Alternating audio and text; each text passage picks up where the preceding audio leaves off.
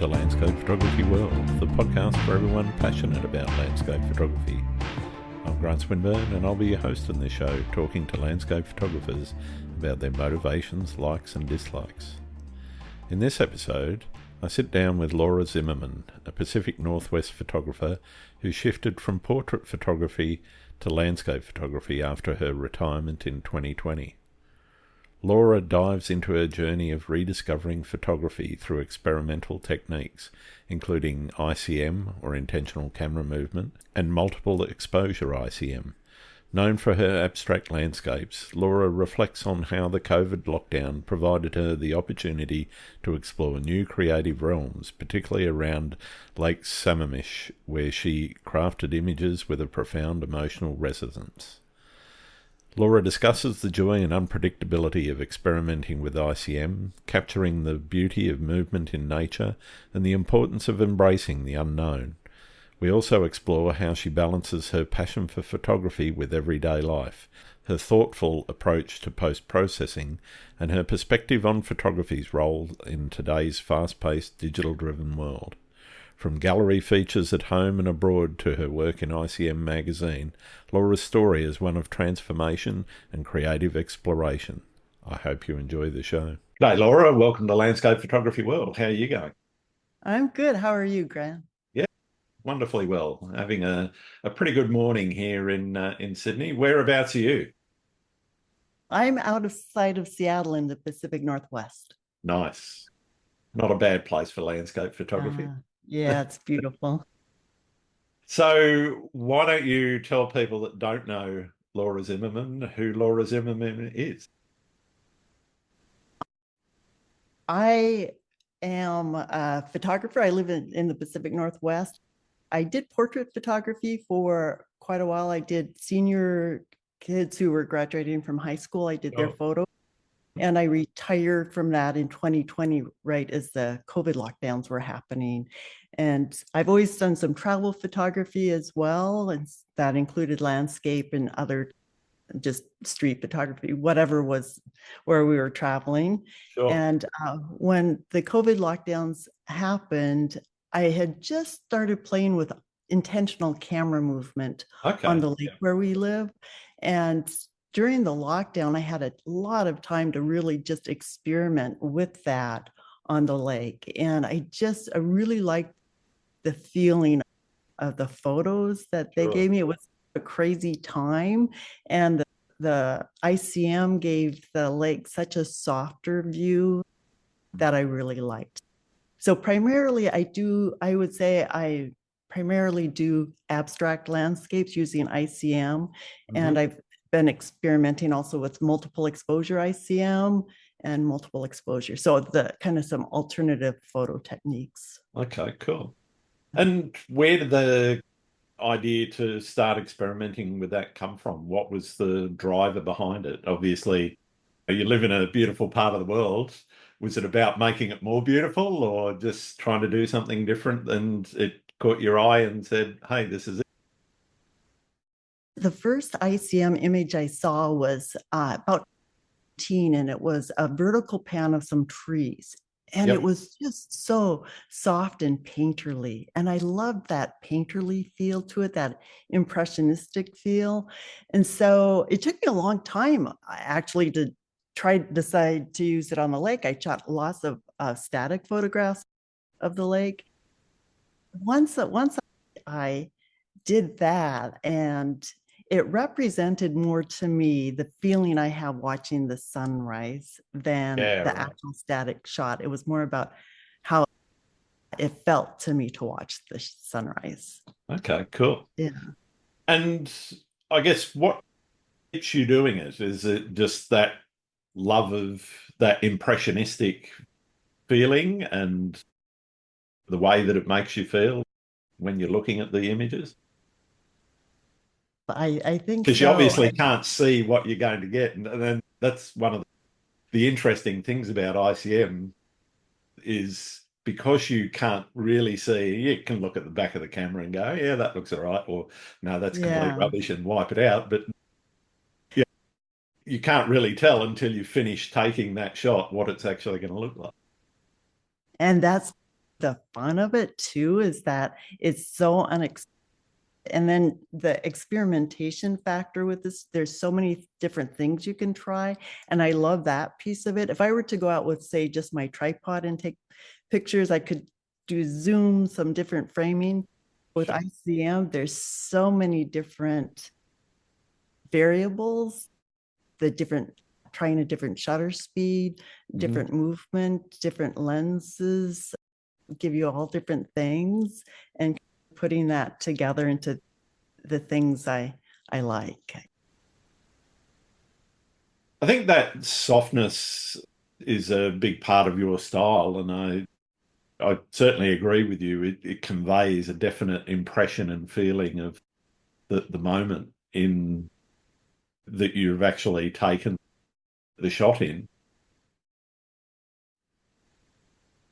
What do you do in terms of looking for subjects that makes it more accessible to ICM? Because certain things work, certain things won't work. I'm just interested in what it is that you're looking for out in the field that goes, okay, yes, this will work. Yes, I think I really like a high contrast subject. So most of my images are taken on the lake where we live, Lake Sammamish. And when it is a cloudy sky and there's patches coming through and the sunrise is coming through, and then you have all of these little dabs of light, you can really play with those dabs of light by the way you move the camera. So that's what I look for, is the contrast, and with the clouds really provides that contrast with the light. Yeah.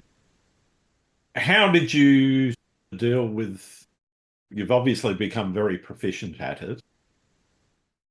How did you deal with that early learning curve? Because learning what works, what doesn't work, or is it just still a constant experimentation? How did you deal with the failures that you might have had when working out how to do it? I'm very comfortable with failure. Will say I expect not to get a lot, but it's always fun to try. I just love trying, and trying different things all the time keeps it fresh and fun. And there are some things that I can say and know when I'm going to get something, but a lot of it's just learning. It's always an experiment. Yeah.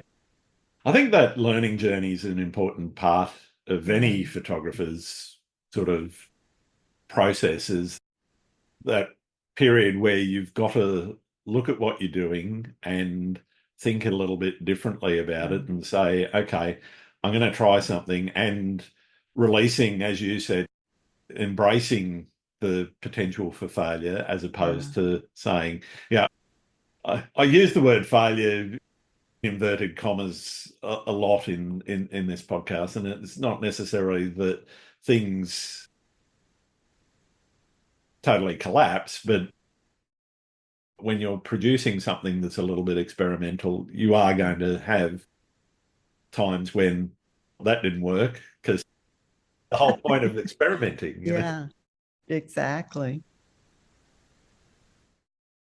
Where have you learnt that on your own, or have you utilized any education, any formal education like workshops or anything like that to help hone your proficiency in it? With the ICM, it was all during COVID on the lake, just trying different things. And then I was looking for other techniques, and I found a couple of them, and the multiple exposures, the in the round technique that Pep Ventosa does, or that was my next thing, and that was really fun to learn. I think somebody had a blog post on it, and that was super helpful. And then the next step was a multiple exposure ICM. So you have in camera, and I took a class on that with Stephanie Johnson. She's been really instrumental in getting the word out about ICM. started the ICM Photography Magazine, Yeah. and she gave a class on ICM, and I took that, and that was really fun.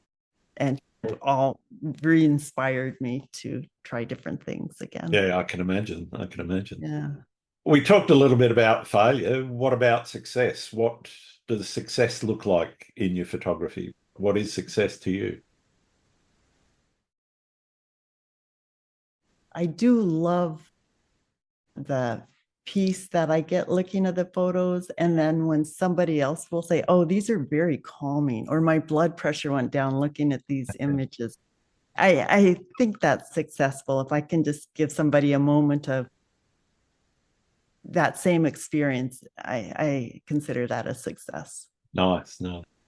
What about commercial? Are you professional and trying to sell your images, or is it more a side hustle? What is photography to you? I would say that it's a bit of a side hustle. I just licensed some images on Wayfair and Birch Lane, some retailers in the US. And then I've done just a few, like for musicians that bought them for their Spotify. So those are fun, but very minimally, but it's not paying the bills for sure. That's fair enough. How do you balance the rest of life and photography? It's always a pull that you want to, conditions are there, but you've got something on or you've got visitors there. Are you the sort of person that sort of leaves them sitting on the sofa and gets out regardless? The lucky thing is that we faced east, so the sun rises at 6 a.m. Yep. So you won't have too many visitors.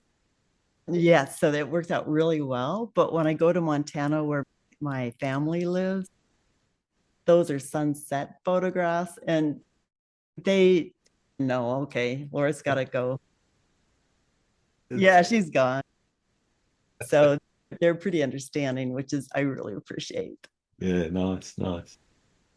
In terms of places, obviously where you live has shaped what you're photographing. How do you think it shaped how you photographed?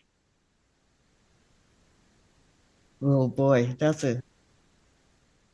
I think that Lake Sammamish has some qualities to it that are so instrumental to a nice ICM image. I think that if the lake wasn't what it is, the setup that it is, there's a mountain. Tiger Mountain is this one critical piece of the lake, of the landscape. Yep. And that comes into place in so many of the ICM images. It can become a mountain range with ICM or a minimalistic mountain with ICM. And the lake reflects all of that sunrise light too. So I think the lake itself is really instrumental, and I think I'm answering your question, is really instrumental in the way the ICM images turned out and how I responded to that technique on the lake. Yeah. Okay. Yeah. I'm always interested in how it doesn't work for everyone, because it certainly doesn't really work for me, other than the proximity to some of the beaches that I've got. The nearest one's about an hour away, but so I can't just walk out the door and go bang. But I'm always interested in where someone lives and where they choose to take photos actually impacts the way that they take them, because I've noticed a connection with both my own photography but a number of others, as not everyone has that same sort of connectivity, but it certainly sounds with the lake you're talking about and the mountains there, that certainly has had an influence. It is. And the really interesting thing too is that there are times I'm still learning things about the lake. We've been here for 10 years, and just a few weeks ago, I noticed that the reflections on the water as the sun rises are really cool, very abstract, and if you get the color just right, and it's like how do you photograph those to the best effect? Is it a fast shutter speed? Is it slow, still camera, or slow with movement? So these little things that keep popping up around Lake Sammamish that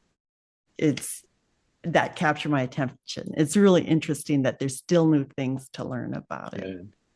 So you mentioned you could use your tripod. Are you working mostly handheld? Yeah. Yes. Yeah. And do you think that adds to the freedom of what you're able to express, or do you think, I know some people think that tripods get in the way sometimes. You plonk it down and that's where you stay, and that's what you find your composition, and that's what you shoot, and you don't go anywhere else. Is that freedom been found for you in going handheld or mostly handheld? Yes, I would definitely say yes to that, because you can, and then you can capture other parts of the scene more easily as well, north to south, east. And I will shoot on a tripod if I do want just that slow shutter effect on water or the clouds or something. But I really do prefer that handheld freedom. And are you doing a lot of pre-visualization of the shots? So have you got an idea about what it is that you're trying to do before you go out, or are you reacting more to the light as it appears? That's a good way to put it. I think I'm reacting to what is out there in the morning. And it's different every morning, the position of the clouds and the color, and even like where the sun rises along the lake varies. In the summer, it's way north and really that interesting because Tiger Mountain's way to the south. But in the winter, plus you have to get up at 4 o'clock in the morning to get those shots in the summer. Yeah. But in the winter, it's rising right behind Tiger Mountain, and then I get more of those. Yeah. And do you look at your work in terms of projects, or is it more organic? I consider all of my Lake Sammamish ICMs one project. But even on the lake, so sometimes I'll get a zoom on and shoot the trees. So that feels different because you're not even seeing the lake, you're just seeing trees or the birds. I don't know if but that is all a part of just shooting from the dock. But yeah, so it is just this one long project. And in terms of where are you planning to stay there, and this is your forever home, and you're going to shoot the lake for the rest of your life? Or yes, I'm going to be on a walker going to the dock. Well, I suppose you could put a tripod on wheels and use that. I can see myself doing that. Yeah, I think photographers are pretty stubborn when they want to get that shot. Yeah, definitely. What's your most memorable photographic experience? My most memorable one wasn't off the dock, but it was still on the lake. It was a very heavily foggy day, and I wanted to see what ICM would do in the trees with the heavy fog. Sure. So I went to this park that is heavily forested on the north side of the lake, and I'm walking through the boardwalk, and it broke out into the lake, and there were all of these water reeds that looked like they were suspended in air because the lake was so still, but the fog was so heavy that it looked like they were just floating there. So I stopped ICM altogether, and I just photographed the water reeds straight up. It was it was so cool. And then as you walked along the boardwalk, then so the reeds are like falling over and making shapes in the water, triangles and squares. Yeah, probably seen these.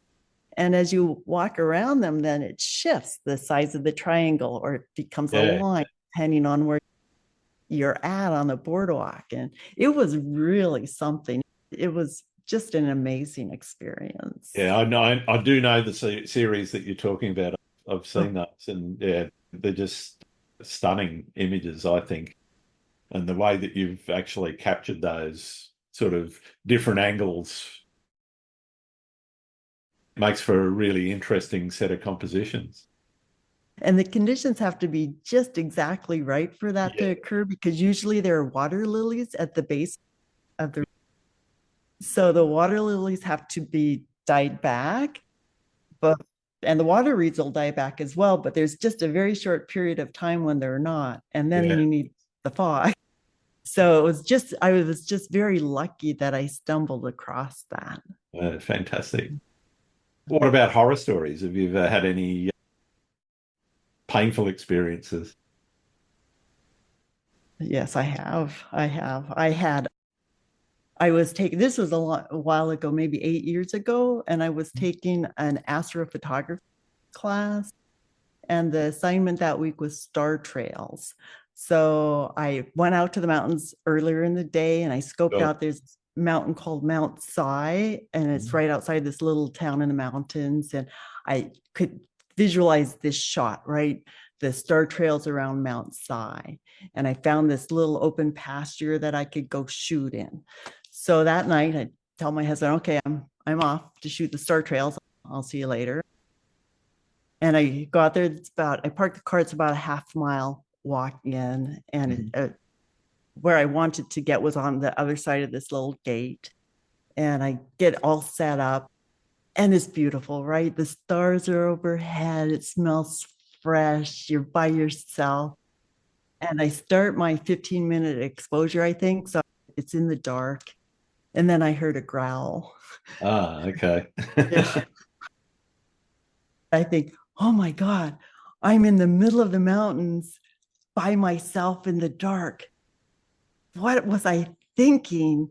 So I turned on my headlamp and I saw two eyes looking at me, and I just reacted. I grabbed my tripod. I thought I could use it as a weapon if I had. And I thought, if I can just get on the other side of the gate, then maybe I'll be okay. Sure. And I ran as fast as I could, and I am not fleet of foot at all, but I managed to get on the other side of the gate. And then I just ran as fast as I could back to the car. Do you know what sort of animal it was? No, I have no idea. It could have been a bear. It could have been a dog. I have no idea. But I learned a lot of lessons. I'd say because when you ran, it didn't catch up with you. It probably wasn't a mountain lion, which is a good thing. Someone said if it was a mountain lion, you wouldn't have heard it. No, that's it. Yeah. It wouldn't have made a noise. Yeah. So that's my horror story. Like I say, I was only thinking about the shot. I wasn't thinking about anything else. Personal safety. Yeah. That's one of the interesting things I think about photography, is that everything else goes out of your mind and out of the window when you're in the zone, doesn't it? I have told my daughter, who gets a little annoyed at some of the positions that I'll get into on a bridge or whatever to get the right shot. And I said, okay, but if something does happen, be sure and look at the very last image on the camera, because it's going to be great. That's it. My wife's got some wonderful shots of me in various precarious positions, usually in the middle of a stream or at the bottom of a waterfall or something. A little tiny rock and tripod in the water and everything. That would make a great photo essay too, of the positions. I think I might try and collect all of them. They're all on her phone.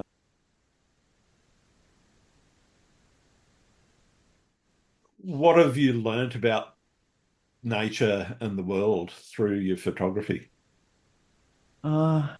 I think just, oh, that, I think we all need it, that we Yeah. need to be out in it. We need to disengage from the computers and TVs and get outside, and it's refreshing and peaceful. Yeah. And No, I'm totally with you on that.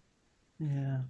What about how you think about your post-processing? Are you one that lets it marinate for a while, or are you straight back into the editing suite once you've got the shots and you've got to edit straight away and see what you've got?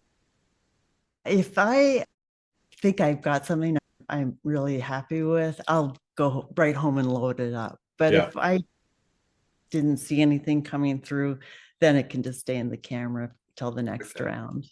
Fair enough. And what does processing look like? Are you spending 5 minutes, an hour, 2 hours, 3 days on an image? Minutes, really. It's really mostly in the basic panel. I just Okay. set the white point, the black point, and Yep. the colors are pretty vibrant on their own. And I don't, a lot of people are so good at photo Lightroom and making it even more realistic. Yep. I find that if I stick with the basics, I never regret that. So yeah. I think, yeah, it depends a lot on the type of photography you're doing as well, because I think certainly ICM lends itself to a light touch usually. Yeah. There's, Yeah. a couple of contrast adjustments, white and black point, and pretty much Bob's your auntie. That's a really good point, because I have seen those videos where they're working on just the sky or the foreground, and then it looks fabulous. But with ICM, that kind of just takes care of itself. Yeah. No. And I guess, do you print much of your work? Do you do any printing at all? And if so, how do you go about it? Do you do it yourself, or do you send it out to a printer? I send it out. I do some. The trees I have printed and reeds, and I have a local guy who has a printer. He does really nice work, and so I go with him. Yeah. I think it's really important that you find somebody that you're comfortable with, that you can have a good conversation about what you're trying to achieve with the images. I know there's some places where you can just upload it and hope for the best, but I think the best results come from actually having somebody that you know and trust, and they know what your work is about, and that makes a massive difference to the outcome. It really does. And I think that I'd say that he treats all of his clients like it's his own photography. Nice. So, yeah. That makes a massive difference, I think. Yeah. Have you ever hit a creative wall, or had moments when, photography is just not working for you? I think there's always something new to learn, or to even just scroll through your Instagram feed is pretty inspiring. Sure. Taking that MEICM class was really fun, and kind of it felt comfortable, but I liked the challenge of taking that class and then experimenting later and continuing those experiments with that. One of the things I ask everybody now, I didn't start asking this question early on, but it's become a bit of a fascination for myself, is where do you see photography in society? Oh, photography in society.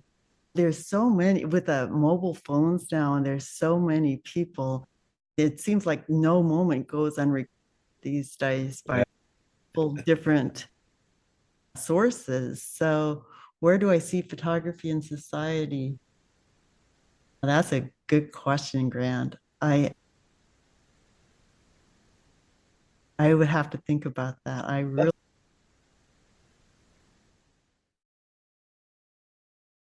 I personally think that it's probably never been, as you said, every moment seems to be recorded. So I don't think it's been as important to people in history until now in terms of that recording of moments, and whether it's family, whether it's food, whether weird TikTok videos, whatever. Yeah. Just the fact that there is so much recording going on at this point in time, in this point in history, it's just never been as saturated ever in history. And I think that has probably led to two things. One, kind of has devalued professional photography a bit, not everywhere for certain things, but it's also increased, I think, the value of the visual medium and made people start to think about photography a little bit differently. Yeah, I agree with that. And everybody, their own perspectives are so unique too. And so many people can be taking a picture of the same thing, but it's always a little different interpretation as well. But, and like street photography as well, or current events that are going on, those are all recorded, and things that we never saw before being seen in a way that can be really helpful and shine a light on some things too, which is important. Absolutely.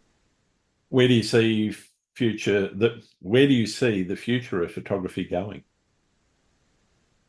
I think for people who are used to all of that equipment, like you and me carrying our backpacks of lenses, I think that maybe eventually it'll all be mobile. I think that the resolution of iPhones are so slow shutter isn't as great. It's there, but it's not as good as a camera. It's fairly limited still, but it's becoming more and more possible, Yeah, and they have attachable lenses for your mobiles now that you can use. And so maybe at some point in the future, we'll all just be bringing our phones with some little attachable lens. What do you see as the biggest challenge facing photography right now? I think what you said earlier about everybody photographing too, there's so much to see and process. You certainly can't consume everything. No. I forget, I remember seeing a stat somewhere that I think on Instagram there's something like 1 billion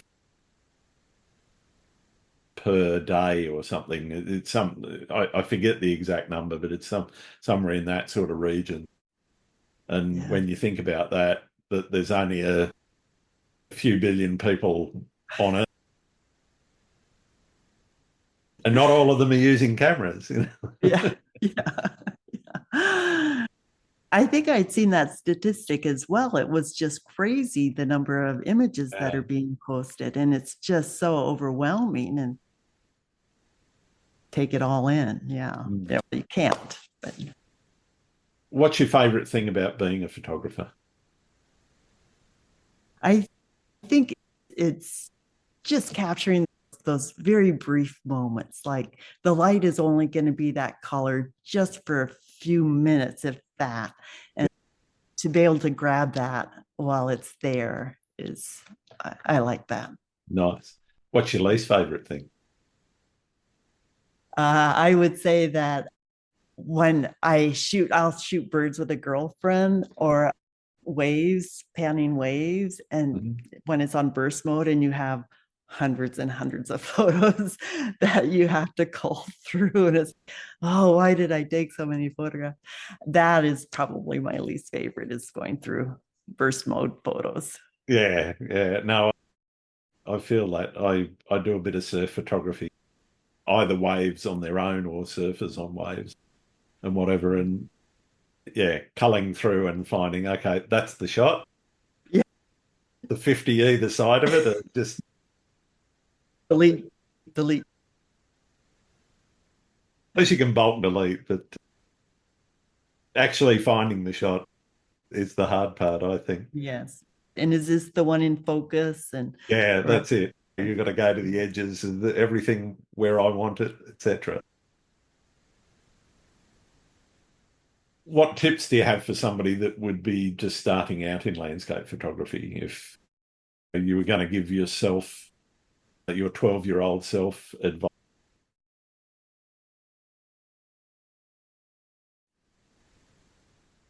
I would say to, especially with the ICM, is to just be fearless. Just try everything. With the digital cameras, it's so easy to take a shot and delete it if you don't like it. Just try anything that captures your eye. Yeah. No. What's the best and or worst piece of advice that you've ever got?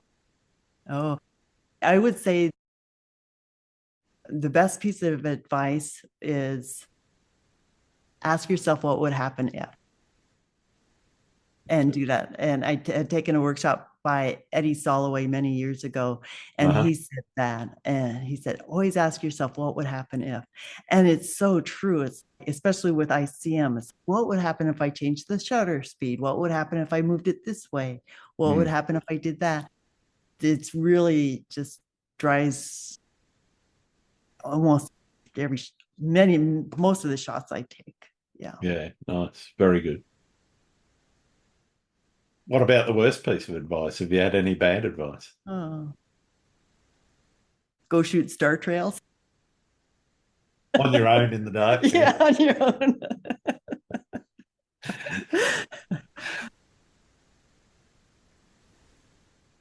I can't really think of any bad advice. That's a. Are there any photographers out there that I should be talking to? Who I would love to go shoot with. She gives workshops is Rosa Fry. Have you seen? No, I haven't come across her before. It's Frei. I'm not sure if I'm saying it correctly, but she does workshops out of Morocco.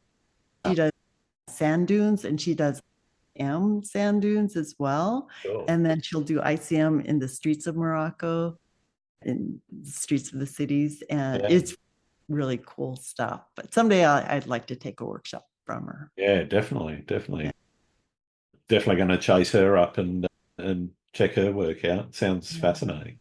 Yes, she's great. And then, do you know John Barclay by any chance? Yes, I've seen John's work. Yeah, he's terrific, and he's a great workshop leader as well. Awesome. Thank you for those. I've got one more question, and for many people, it's the favorite question that they have. Do you like pineapple? Do you like pineapple on pizza? I would say I would eat it, but I don't order it. Yeah, I'm the same. I won't order it, but if it's there, it's okay. I'm okay. Exactly. What's your go-to pizza order then? Oh, there is a place near us that does a sesame crust pizza. So it's got sesame seeds in the rim, and they do what's called a sesame special, which has it's got some kind of sausage. I can't remember exactly the name of it. It's got prawns. It's got onion and a couple of other bits and pieces. So it's like a supreme, but it's not. It's their particular recipe, and it's pretty good. I don't mind it. I like the idea of sesames on. Yeah, the sesame seeds in the crust actually make it quite tasty. It's better than the cheese-filled things that some of the chains do. But these guys actually make a pretty good pizza, and they're nice and thin and crispy as well. I don't like the big fat sort of focaccia style doughs. They don't do it for me. Yeah. What about you? That sounds delicious. What's your? My go-to order is just a plain pepperoni and cheese. That's pretty good. I've been doing that since I was a kid, and I saw no reason to change. Yeah, no, I'm with you. If I'm somewhere different and I don't know what they do, that's usually my go-to because it's hard to screw up. Yeah. All right. Thank you very much for taking some time with us today, Laura. It's been really wonderful getting to know you a little bit better and learning a lot about what you do and how you do it. Where can people find your work? I have an Instagram. I'm Laura Zim, and then on com. Fantastic. All right. Thank you very much, Laura. Thank you, Grant. It's been a lot of fun.